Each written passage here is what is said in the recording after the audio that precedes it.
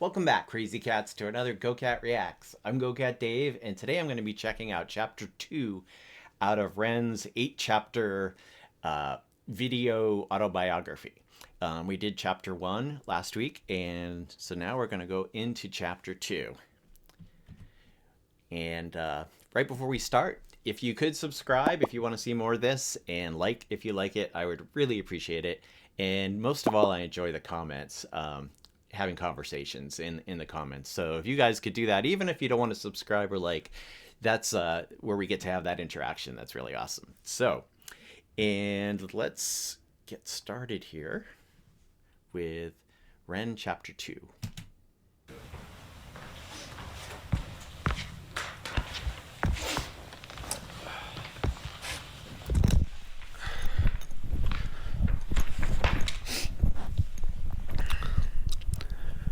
A year of living in a nightmarish purgatory does strange things to your psyche. I was still trying to push through university, but I found myself missing many lectures to stay in bed. I started noticing more unusual symptoms creeping in, a strange buzzing sensation in the soles of my feet. My vision started looking like fuzzy television static, something that I later learned was called visual snow, something with no known origin. My calf muscles started constantly twitching and spasming. At any moment, they wouldn't go longer than 20 seconds without twitching, and that can drive you a bit nuts. All these symptoms I still live with to this day. You just become very used to tolerating constant discomfort. It becomes kind of the norm and kind of becomes like an annoying, unsettling radio static in the background of existence. I stopped taking my antidepressants after having cycled many different kinds. None of them helped. All of them gave me some new kind of symptom or side effect like insomnia, dry mouth, heart palpitations, no libido, etc. I spent a lot of my time alone, but in the moments of respite I'd hang out with friends. We formed a band called Trick the Fox the year before I'd gotten sick. It was the one ray of sunshine I had at the time. I quickly became friends with a bass player called Charlie, and we developed some kind of musical telepathy where we both knew what the other was going to play before it even happened. It was the first musician I've ever felt this kind of chemistry with. I became a kind of third wheel in his Momoko's relationship. With time, Momoko became like a sister to me. To this day, it's one of my favourite people on this spinning rock. Performing with Trick the Fox was one of the rare times that I felt free. There was something about the duty of having to entertain others that let me escape the physical limitations of my own sick body, even if just for a moment. I usually pay for it the next day with what can only be described as an energy hangover where I'd be stuck in bed all day, but for me that was worth it. Those days I was still fairly functional. It was around this time I started losing faith in the medical industry. The more appointments I'd go to, adamant that something was wrong, the more of a hypochondriac they treat me as. Medical gaslighting is a real thing with chronic illness. They chalk me down as someone who was always requesting blood tests, and my mental health diagnosis probably didn't help that. Strangely, they never tested me for any kind of pathogens. I know with Ren, we don't need to pause for copyright or anything, but I just want to pause to talk about that. What he's talking about, with doctors not taking you seriously when something cannot be properly diagnosed and you kind of keep going back, because that's my sister's situation, or it was my sister's situation. I guess it still is, because they're constantly changing what they're going to do to control her Lyme disease, which also was not diagnosed until many years later. So she's disabled and has a lot of symptoms. So hearing him talk about, going to the different doctors and stuff, it reminds me exactly of what my sister was going through. She'd go to so many doctors and specialists, and just nobody could figure out what was going on with her, and I can't remember who she saw. She finally saw somebody that specialized in Lyme disease, I believe. And, this was years ago, and a lot of doctors really didn't know much about Lyme disease. So in any case, she was diagnosed and was able to start getting treatment. But I can relate to, what Ren went through because of what my sister went through. It's like banging your head on the wall, trying to get somebody to come up with an answer and, a treatment that will help. So anyway, let's continue. I decided to embark on a precarious journey into the Russian roulette chamber of Dr. Google. I would type in the most predominant symptom of the day, and Dr. Google would tell me that I have a rare disease and I'm probably going to die. With time, I sharpened my search engine axe and refined what I was looking for. I dived headfirst into the abyss of online support groups, hoping to find solace or answers amongst fellow sufferers. We were like crabs in a barrel. Very rarely someone would find their silver bullet and announce what it was that cured them. Hundreds of people would follow their protocol, some with mild success, but most of us would still remain trapped. I joined as many online support groups as I could. It was a bit like the beginning of Fight Club, except instead of faking conditions to feel accepted, I was desperately hoping I had those conditions so I could cure myself and get the fuck out. I convinced myself I had conditions like candida, magnesium deficiency, parasites, adrenal fatigue, heavy metal poisoning, etc. At the time, I felt like I was single-handedly keeping Jeff Bezos in business. While most students were spending their student loan on drinks, I'd spend mine on the supplement or protocol of the week. I'd follow whatever herbal or supplement protocol was suggested, sometimes noticing mild improvement and sometimes getting a lot worse, most of the time feeling nothing. A story would pop up on one of these groups like, after I did a 30-day parasite cleanse of wormwood, cloves and garlic, all my symptoms disappeared. I'd read a story like this, get full of hope and put myself through a grueling 30 days, which was often result in a worsening of symptoms. My body felt even sicker and weaker, but I'd stick it out because I was told that this was a good sign. The parasites are dying. I peered into the toilet bowl and valiantly waved goodbye as I flushed their imaginary corpses into a watery abyss. At the end of the 30 days, I'd be left with a lighter wallet and all my symptoms still remaining.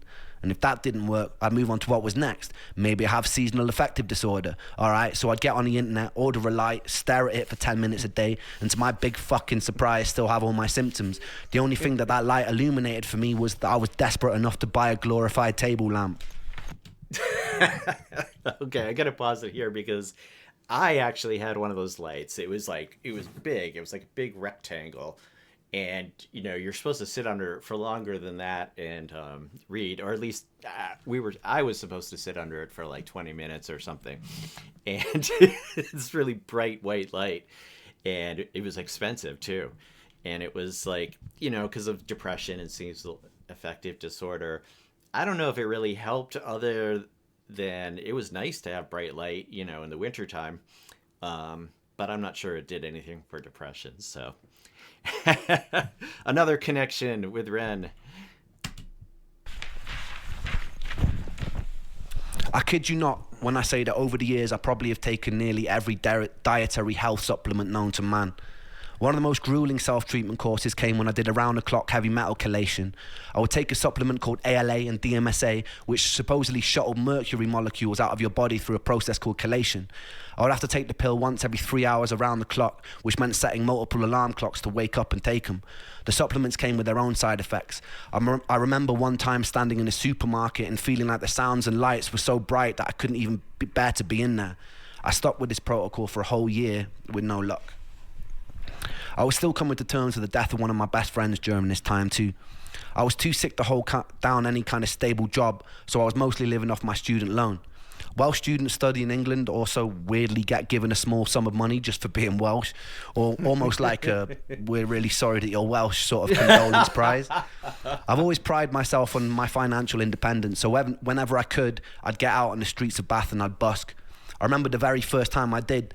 I had my guitar in hand. I perched myself on a bench, took a deep breath, and then bared my soul to the jury of the street. And it was exhilarating. People sometimes ask me what music means to me, and it means life. This was usually the one time I felt like I didn't want to die. This was the one time I could feel a resemblance of something that resembled spirit, that resembled my soul, that resembled me.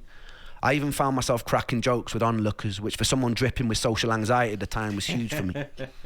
It was March, roughly 3 months after Joe had died, and I was sitting on a bench in Bath with my guitar singing into a busy street. And this is when I would meet the first angel of this story.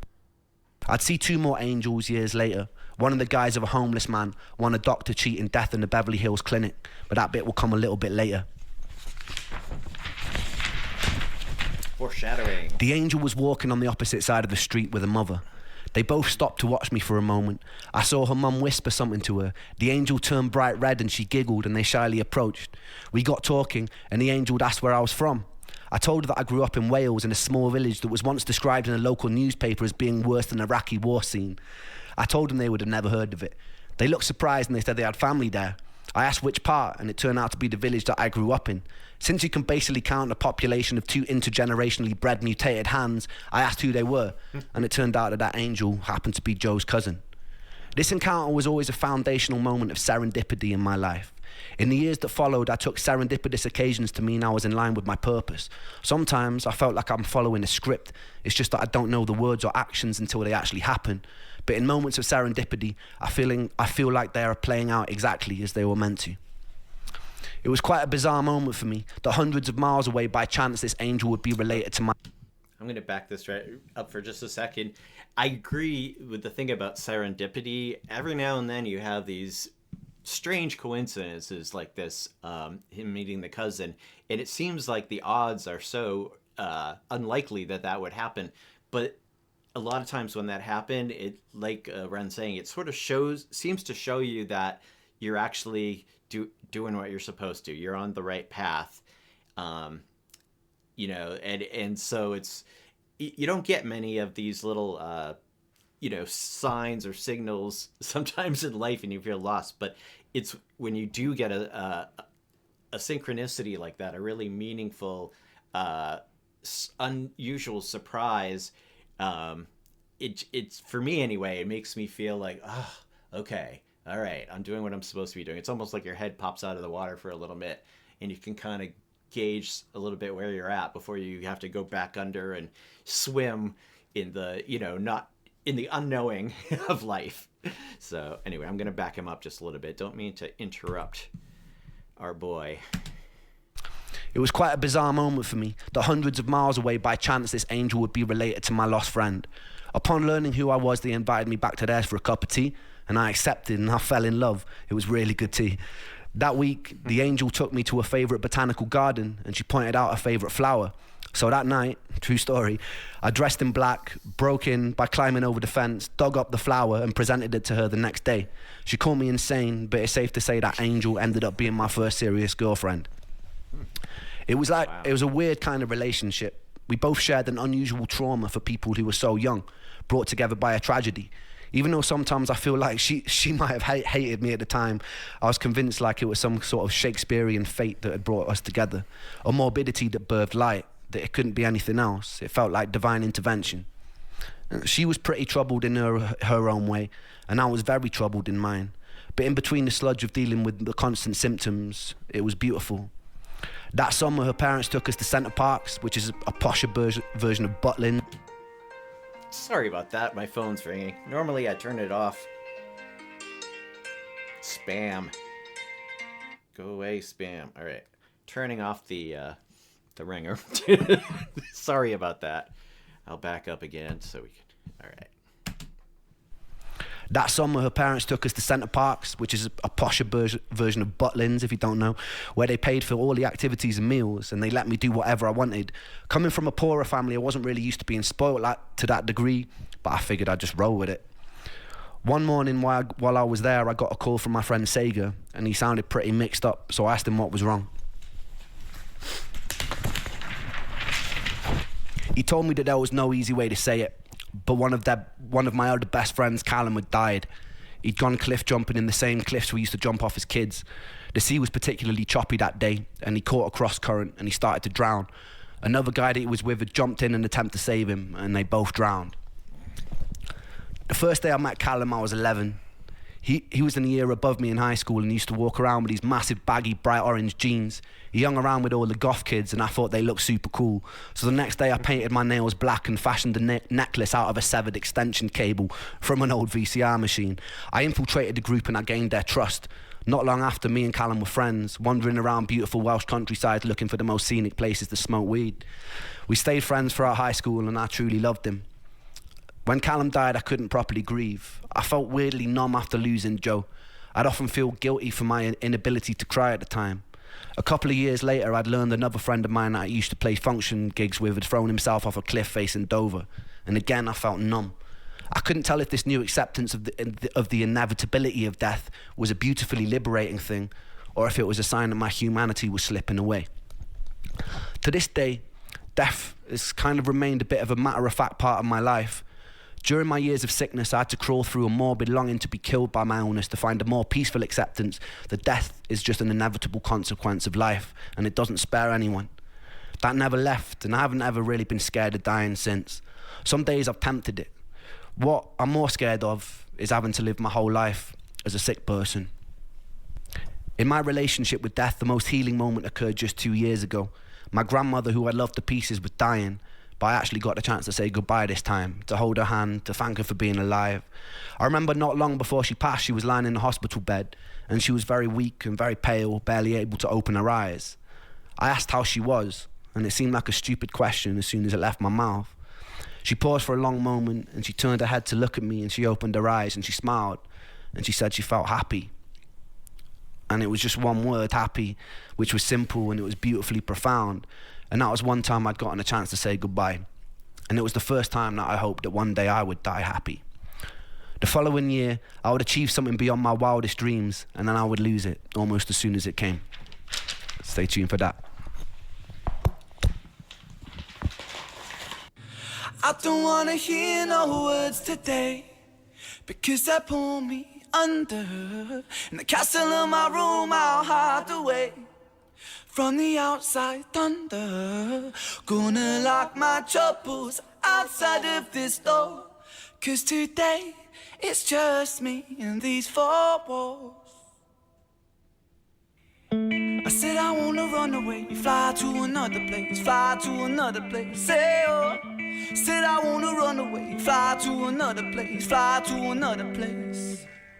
The light that I hold, it turns to grey, and that makes me wonder, will I always feel this way? So far under, but I put my soul on show for everyone to see, 'cause even though it's bruised, I know it holds such beauty. I said I wanna run away, fly to another place, fly to another place, say oh. I said I wanna run away, fly to another place, fly to another place.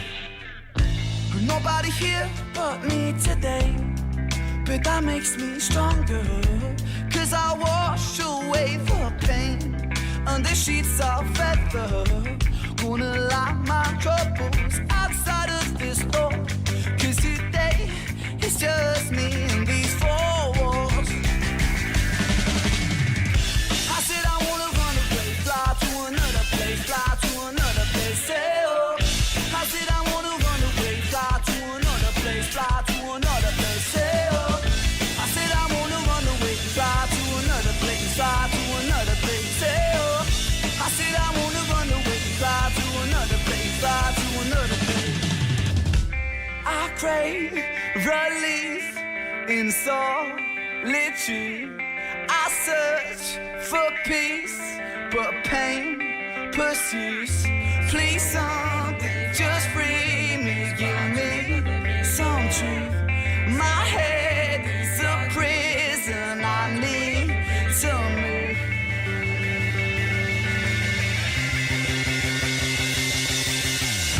I said I wanna run away, fly to another place, fly to another place, say oh. I said I wanna run away, fly to another place, fly to another place. I said I wanna run away, fly to another place, fly to another place, say oh. I said I wanna run away, fly to another place, fly to another place. I said I wanna run, I said I wanna run, I said I wanna run, hey oh. I said I wanna run, I said I wanna run, I said I wanna run, hey oh. I said I wanna run away, fly to another place, fly to another place, hey oh. I said I wanna run away, fly to another place, fly to another place.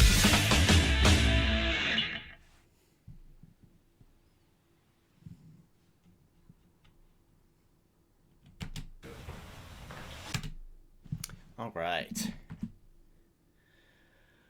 Oh, wow. Okay, I heard somebody mention the trick. Was it trick the trick the pony? Trick the fox. Trick the fox. I'm sorry. Sometimes my brain's not quite functioning. Trick the fox. Wow, they're really good, and I'm curious, how far did they go? Like, did they play out in public? Did they put out any recordings? Did any of you get to see them play?